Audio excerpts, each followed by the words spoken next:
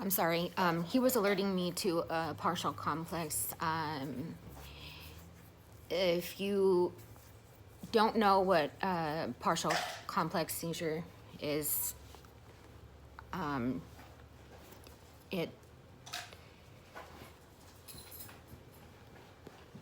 it means you space out for a little bit, and you are awake, but my husband says that the lights are on, but nobody's home. It's usually how it is with me anyway, all the time. But anyone that has seizures and takes that medication, sometimes depending on what it is, your lights are on and no one's home all the time. And that's usually the case with me now.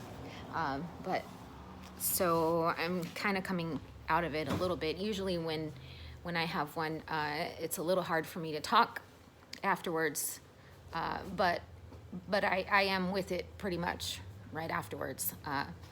But it's things like that Sheldon does. I didn't think he was actually going to do that. Everyone knows that you don't know when seizures are coming. If you did, you wouldn't need a service dog. So, long story short, I am sick and tired of all these fake dogs, fake service dogs, I should say, ESAs, and pets being allowed into any store, but Walmart's the biggest culprit. So I sent the ethics department a message, and I asked them why that is, because every manager that I've spoken with has said the same thing. And this has been in multiple cities in 2 different states. And those managers always say, straight from corporate, we are not allowed to ask.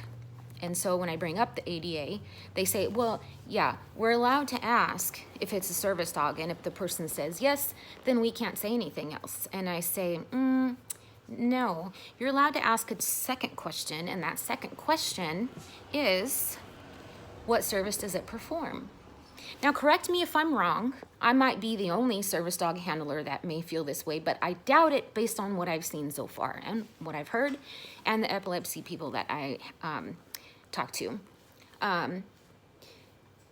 Correct me if I'm wrong, but I think that most real service dog owners welcome those questions, because it tells us that, okay, not only are you questioning us and asking us, is that a service dog and what service does it perform? You're asking us, so that means you're asking everybody else that has a dog the same question. So when we pass you, then that means from this point forward, you've asked every person that we see that has a dog the same thing. So we are to assume that because you asked those 2 questions, is that a service dog and what service does it perform? Since those 2 questions were asked and that person was allowed in the store, that person has, 1, been deemed to, yes, have a disability, and 2, that dog actually can save their life because of that disability or prevent serious injury because of that disability. Emotional support animals do not have the same rights as service dogs. No way, no how whatsoever, period. I'm not saying that to be mean. I do think that there are some people that could benefit from emotional support animals being with them, not with their nasty butts in the cart, because I don't want to put my food where your dog's butt was. And I don't think you should have to put your food where my dog's butt was. Although you saw him, he's a pretty big boy. He's 100 pounds. Well, no, he's 110 pounds.